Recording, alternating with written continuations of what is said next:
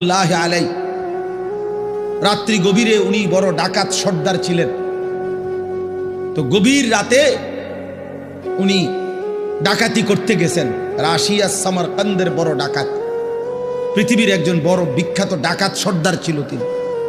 তো রাত্রিবেলা যখন গভীর রাতে এক বাড়িতে ডাকাতি করতে ঢুকছে, আল্লাহর কুদরতে দরজার সামনে গিয়ে যখন দাঁড়াইছে, তখন শুনতেছিল বাড়িওয়ালা ওই সময় আল্লাহর কোরআন পড়তেছে।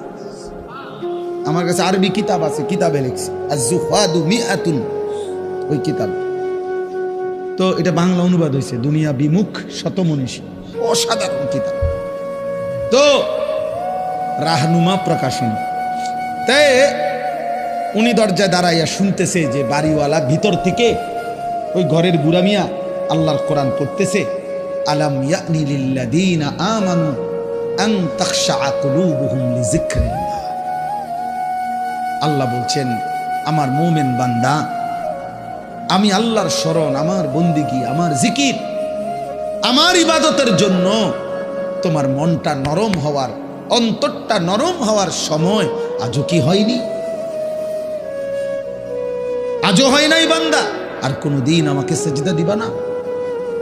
আর কোনদিন আমার নামাজ পড়বা না? তাহলে আর কোনদিন হালাল খাইবা না? আর কোনদিন নারী পর্দা করবা না তুমি? আল্লাহ যেন ওভাবে আমগরে বলে, দিনের পর দিন যে ফজরের নামাজ পড়ে না, আল্লাহ যেন তাকে ডাক দিয়ে বলে, বান্দা তাহলে কি আর কোনদিন ফজরের সেজদা দিবা না? প্রতিদিন যে গালিগালাজ করে, আল্লাহ যেন বলে, বান্দা তাহলে কি আর কোনদিন এই গুনাহ ছাড়বা না? এভাবেই বলে যাইবা, এভাবেই আমি আল্লাহকে কষ্ট দিবা।